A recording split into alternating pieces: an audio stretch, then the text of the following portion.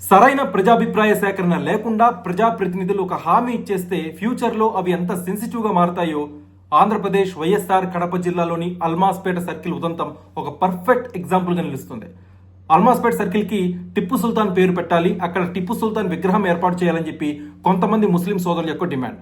అయితే కొంతమంది హిందువులు ఏమంటున్నారంటే టిప్పు సుల్తాన్ విగ్రహం పెట్టడానికి వీల్లేదు, టిప్పు సుల్తాన్ పేరు అల్మాస్పేట్ సర్కిల్ కి పెట్టడానికి వీల్లేదు, హనుమాన్ సర్కిల్ గా పేరు మార్చాలని చెప్పి వాళ్ళ యొక్క డిమాండ్, హిందూస్ యొక్క demand. As per Muslims Tipu Sultan ఒక గ్రేట్ వారియర్, యుద్ధంలో వీర మరణం పొందాడు. But as per Hindus Tipu Sultan ఒక కాంప్లెక్స్ లీడర్. టిప్పు సుల్తాన్ తన తండ్రి హైదర్ అలీ వీళ్ళిద్దరూ కూడా హిందూ సమాజంపై దాడి చేశారు.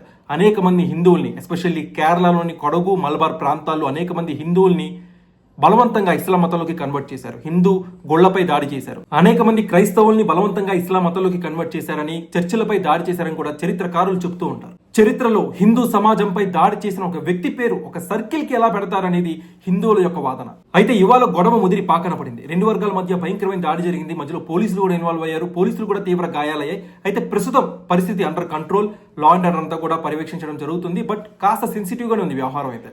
అయితే ఇక్కడ అందరూ గమనించాల్సిన విషయం ఏంటంటే, ముస్లిమ్స్ చేస్తున్న డిమాండ్లో తప్పే ఉందండి. సాక్షాత్తు సీఎం స్థాయి వ్యక్తే వాళ్ళ మధ్యలో నించొని అల్మాస్పేట్ సర్కిల్ కి టిప్పు సుల్తాన్ పేరు మారుస్తాను, ఇక్కడ టిప్పు సుల్తాన్ విగ్రహం ఏర్పాటు చేస్తానని చెప్పి వాళ్ళ మధ్యలో నించొని హామీ ఇవ్వడం జరిగింది. సో ఆ హామీనే వాళ్ళు అడుగుతున్నారు.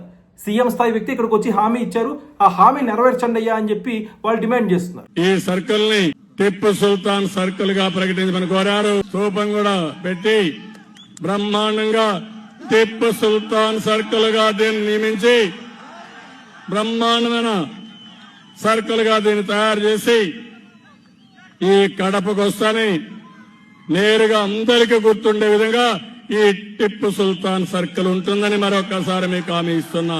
క్లియర్ కదా, చంద్రబాబు గారే అన్నారు. సో చంద్రబాబు గారు పరిశీలించి నిర్ణయం తీసుకుంటాను అని చెప్పి కాస్త లౌక్యం ప్రదర్శించుంటే బాగుండేదని చెప్పి నా అభిప్రాయం.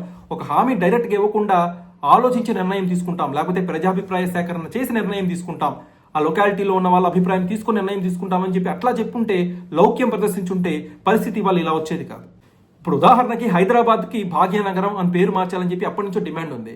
డైరెక్ట్గా ఏం పేరు మార్చారు కదా. ఇక్కడ ప్రజలు ఏమనుకుంటున్నారు, శాంతి భద్రతలు ఏమన్నా విఘాతం కలుగుతాయా అని చెప్పి కాస్త గ్రౌండ్ రిపోర్ట్ తీసుకుంటారు కదా. ఆ గ్రౌండ్ రిపోర్ట్ బట్టి డెసిషన్ తీసుకుంటారు కదా.